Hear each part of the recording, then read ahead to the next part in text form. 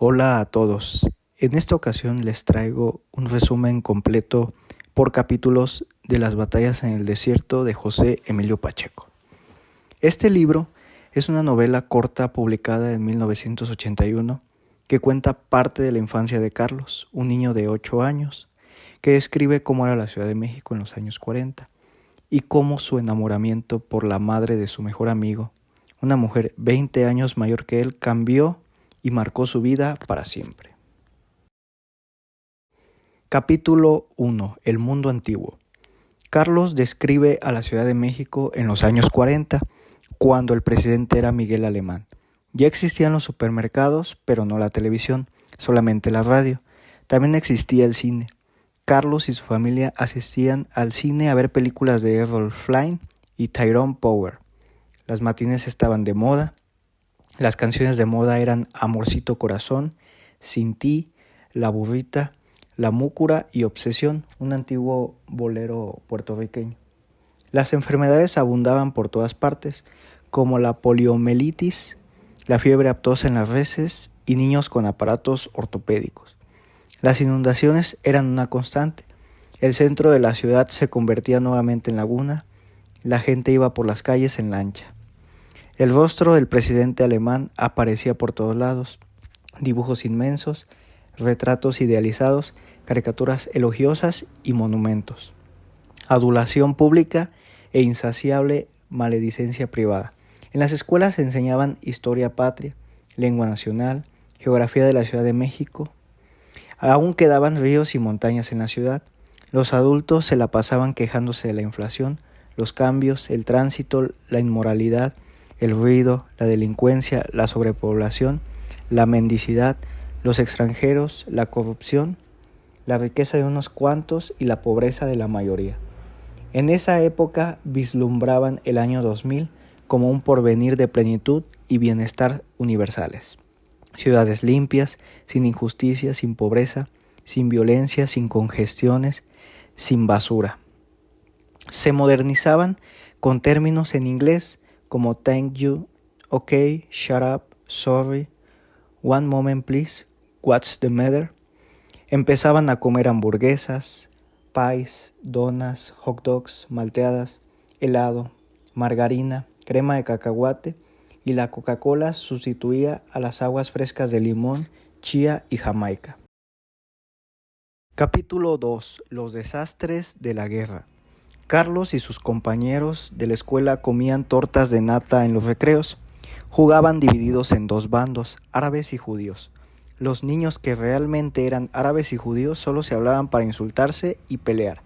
Ante el inútil intento de su profesor Bernardo Mondragón, quien les decía que al haber nacido aquí son tan mexicanos como sus compañeros y no heredaran el odio después de tantas atrocidades que acababa de sufrir el mundo, como los campos de exterminio, la bomba atómica y los millones de muertos por las guerras. Para Carlos, los niños árabes y judíos no les resultaban extraños como ciertos compañeros.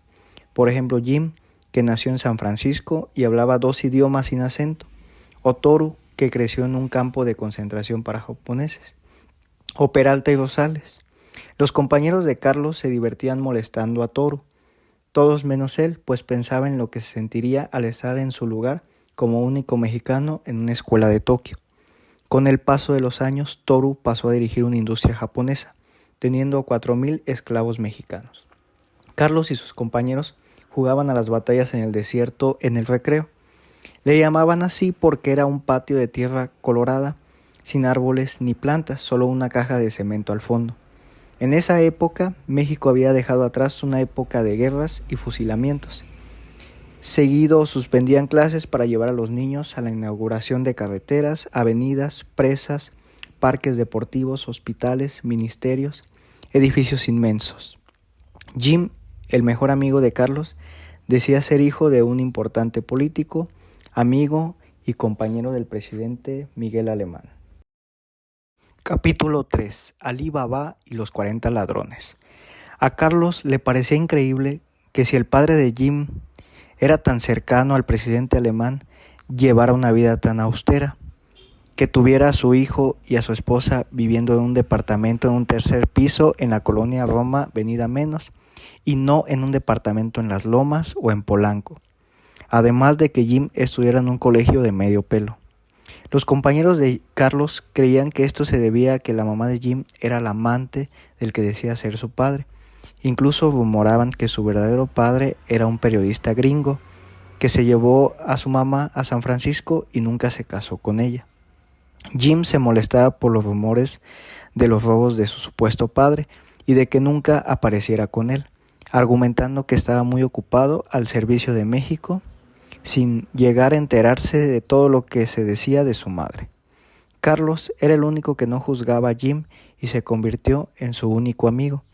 Todos los viernes, saliendo de clases, iban a los cines Roma, Royal y Balmori a ver películas de Elizabeth Taylor, programas de Drácula, Frankenstein, El hombre lobo, Aventuras en Birmania y Dios es mi copiloto.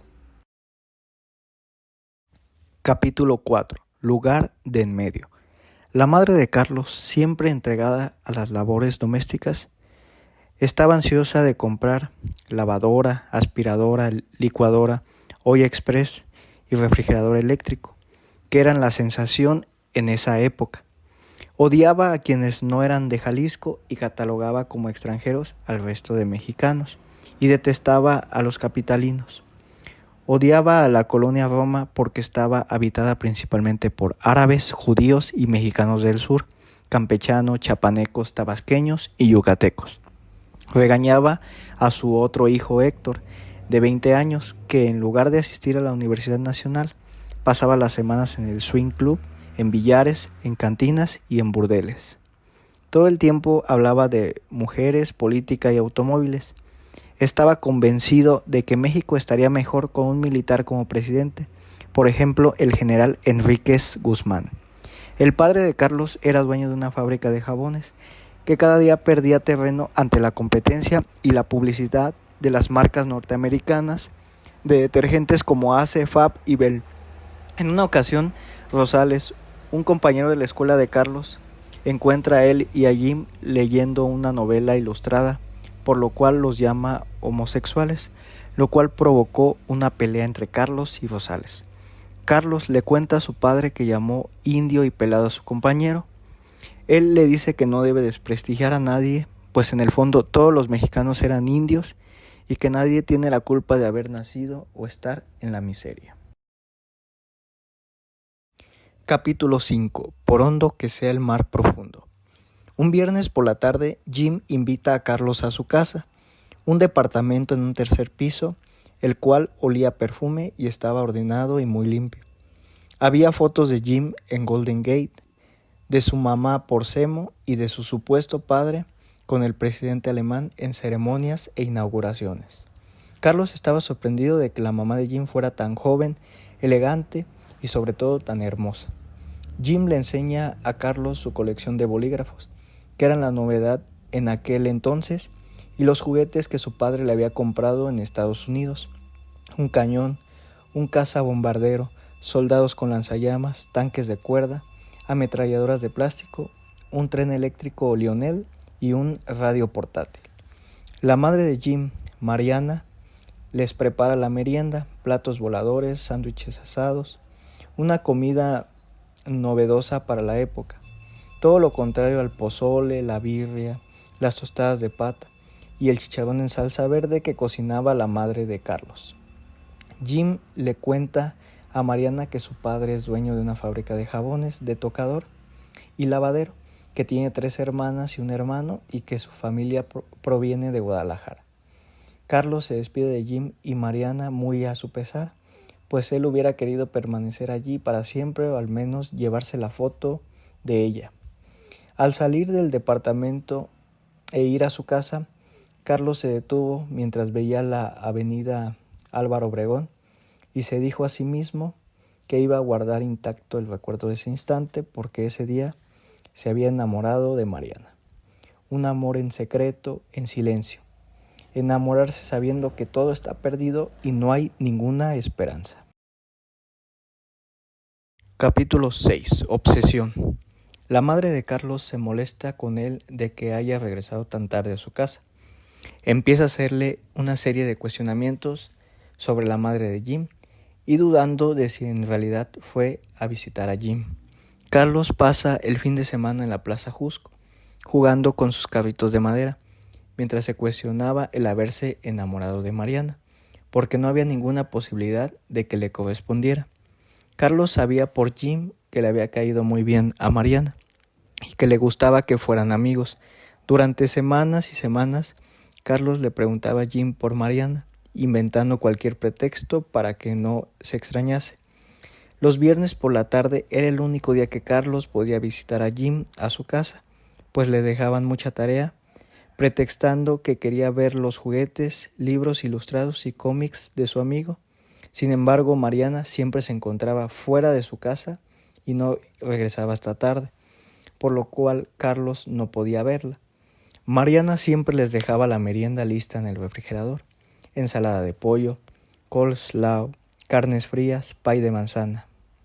Carlos veía a Mariana como la mujer más hermosa del mundo y pensaba en ella todo el tiempo. Se había convertido en su obsesión. Capítulo 7. Hoy como nunca. Carlos no pudo resistir más y decide confesarle su amor a Mariana. En un día nublado por la mañana, escapa de la escuela y se dirige al departamento de Mariana. Toca el timbre y ella le abre, vestida solo por un kimono de seda sin maquillaje. Carlos le confiesa que está profundamente enamorado de ella. Ante la sorpresa de Carlos, Mariana no se molesta ni se ríe de la confesión, sino que se muestra empática con él y le expone sus razones por las que no es posible corresponderle, principalmente por los 20 años de diferencia de edad. También Mariana agradece la honestidad y el valor de enfrentar sus cosas a Carlos y le pide que recuerde este momento como algo divertido para que cuando crezca lo recuerde con una sonrisa y no con resentimiento. Carlos se despide de Mariana no sin antes pedirle disculpas por su confesión.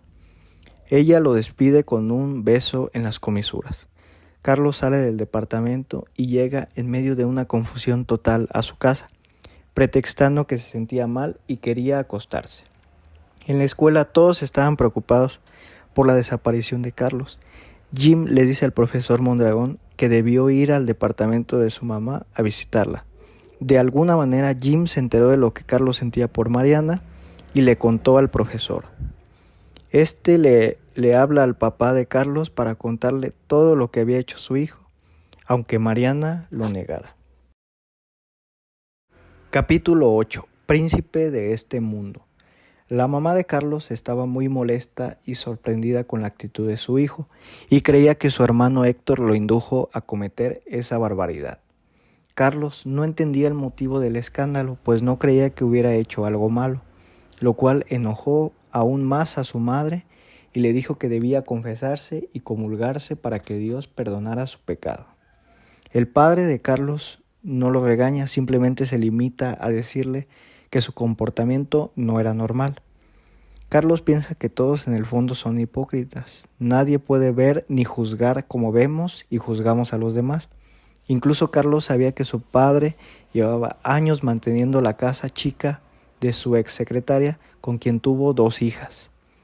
Carlos no volvió a la escuela pronto y asistía a la iglesia todos los domingos a misa. Hizo su primera comunión y se confesó ante el padre Ferrán, muerto de la pena. El padre le dice que el acto que cometió es obra del demonio, haciéndolo caer en la tentación, y que Dios sufría por ello. Carlos no entiende por qué está mal haberse enamorado de Mariana. También el padre, para la sorpresa de Carlos, le da una involuntaria guía práctica para la masturbación. Carlos se propone intentarlo al llegar a su casa, pero no lo consigue. Por la noche sus padres lo llevan a un consultorio psiquiátrico. Capítulo 9. Inglés obligatorio. Carlos es objeto de estudio a través de pruebas y cuestionamientos en el consultorio psiquiátrico. Las conclusiones a las que llegan los doctores resultan contrastantes e incomprensibles para Carlos por el lenguaje que usan. Él no comprende las etiquetas y calificativos que le colocaban de su acción cuando todo fue causado por su enamoramiento por Mariana. El padre de Carlos esperaba en la antesala, mientras su hijo era estudiado, leyendo revistas de Life, Look y Holiday. Acaba de aprobar un curso nocturno e intensivo de inglés y practicaba todos los días con discos y manuales. Desde temprano, después del ejercicio y antes del desayuno, repasaba sus verbos irregulares y pronunciaciones de palabras. Carlos estaba admirado de ver a un hombre de 48 años estudiando con ahínco. Héctor era el único que apoyaba y normalizaba el comportamiento de Carlos. Estaba sorprendido de que a su corta edad se haya fijado en una mujer tan hermosa y mayor que él. La madre de Carlos estaba convencida de que su comportamiento se debía a la escuela en la que estaba inscrito, que no correspondía a su clase social, pues admitían al hijo de una mujer cuyo padre era desconocido. Héctor le decía a su madre que esa escuela sí reflejaba el nivel social de su familia, la clase media mexicana de una familia de la colonia Roma venida a menos. Capítulo 10. La lluvia de fuego. La madre de Carlos insistía en que su familia era una de las mejores de Guadalajara y nunca había sucedido un escándalo como el de Carlos. Familia de hombres trabajadores y honrados, mujeres devotas, esposas abnegadas y madres ejemplares, hijos obedientes y respetuosos. La familia de Carlos perdió su casa y sus ranchos a causa de la revolución.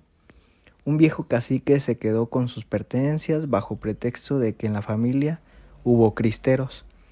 Para colmo, el padre de Carlos desaprovechó la herencia de su suegro en negocios absurdos, como un intento de línea aérea entre las ciudades del centro y otro de exportación de tequila a Estados Unidos. Y a base de préstamos de los tíos maternos, compró la fábrica de jabón con muy buenos dividendos durante la guerra, pero que se hundió cuando las compañías norteamericanas acapararon el mercado nacional. Y esa era la razón por la que se habían mudado a la Ciudad de México. En ese entonces, Héctor, hermano de Carlos, leía Mi lucha, libros sobre el coronel mariscal Rommel, Breve historia de México de Vasconcelos, Garañón en el harén, Las noches de la insaciable, Memorias de una ninfómana y otras novelas pornográficas impresas en La Habana. El padre de Carlos se entretenía leyendo Cómo ganar amigos e influir en los negocios, El dominio de sí mismo, El poder del pensamiento positivo, La vida comienza a los 40. Por otro lado, la madre de Carlos escuchaba todas las radionovelas de la XCW mientras hacía sus quehaceres y a veces descansaba leyendo algo de Hugo Guas o M. Deli. Capítulo 11. Espectros. En ese mismo año hubo otros problemas en la familia de Carlos, producto de la relación amorosa de Isabel, hermana de Carlos, con Esteban, que había sido famoso como actor infantil en la época de oro del cine mexicano. En ese entonces se ganaba la vida leyendo chistes en la XCW, bebía en exceso y estaba empeñado en casarse con Isabel e irse a Hollywood a probar suerte como actor, aunque no supiera una sola palabra en inglés. Una noche el padre de Carlos sacó a Esteban a gritos y empujones al encontrarlo en la sala a media luz con la mano metida bajo la falda de Isabel. Héctor asimismo le propinó una paliza hasta que Esteban pudo levantarse y huir. Isabel y Esteban no volvieron a verse jamás y al poco tiempo después se ahorcó en un hotel en Tacubaya, atormentado por el fracaso, la miseria y el alcoholismo. Cuando Carlos veía por televisión sus viejas películas, no podía evitar la sensación de ver a un fantasma. Carlos es cambiado de escuela, donde no conoce a nadie. No hay árabes ni judíos, ni becarios pobres, ni batallas en el desierto. Las primeras semanas resultan horribles para Carlos. Pasaba todo el tiempo pensando en Mariana.